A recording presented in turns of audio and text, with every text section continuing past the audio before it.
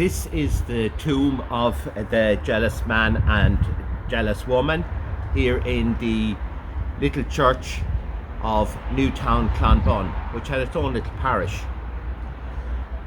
This is Sir Lucas Dillon and his wife, Lady Jane Bath. We don't know why they're called the jealous man and woman, but there is a sort of state carved here between the two figures, because Sir Lucas was the Baron of the Exchequer.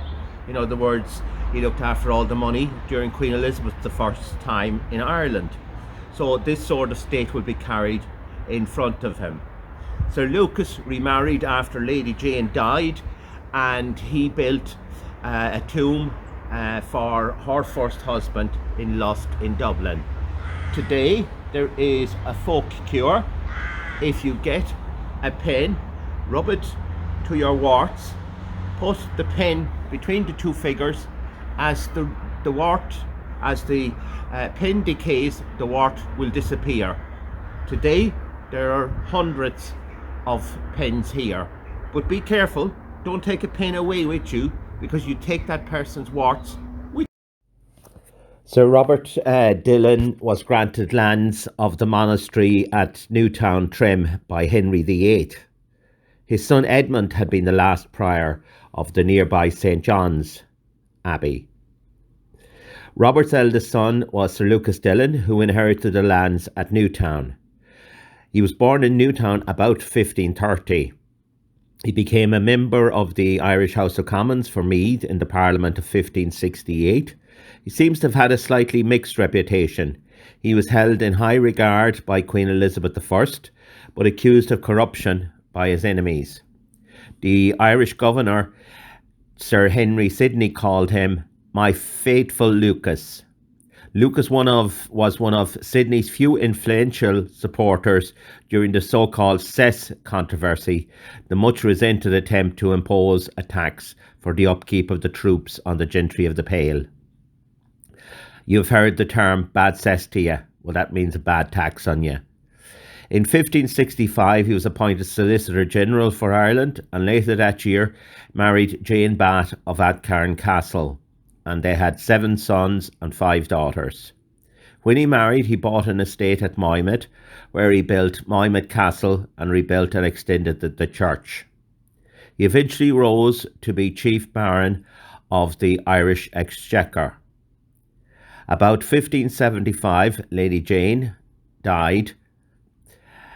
Their son, Sir James Dillon, later converted to being a Protestant and was made the first Earl of Roscommon, and the family moved to that area. In 1578, Sir Lucas Dillon married secondly, and his second wife was the widow of Sir Christopher Barnwall of Turvey, who had died 3 years previously. Sir Lucas and his new wife, Marion Charles, erected a monument to Sir Christopher Barnwall and to Marion at Lusk, and this dates from 1589. This monument, the deceased knight is represented in a suit of armour, his head uncovered and his hand joined at his breast in a devotional attitude, and his feet rest on the body of a greyhound. His wife appears lying beside him, the shoulders and arms touching, unlike the one at Newtown, where there is a space between the two effigies. Marion's hands are shown crossed on her bosom, and her head reposing on an embroidered pillow. Lady Marion died in 1607 and was buried in this elaborate tomb alongside her first husband. The tomb is currently housed in the medieval belfry tower at Lusk.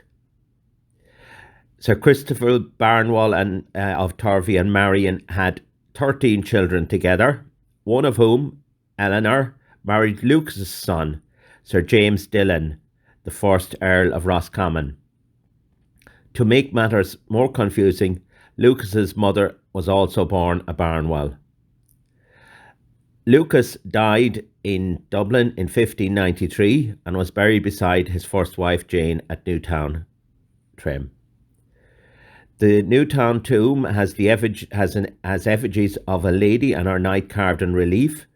The side panels have 3 shields each, representing the Bath, Dillon and Barnwell families and their connections. The west end has a relief of a kneeling man and woman with 3 children on each side, beneath a sunburst, which is carved Dia, or God.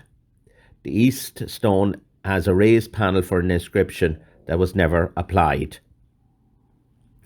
This tomb is in the little parish church of Newtown, Clonbun, right beside the River Boyne.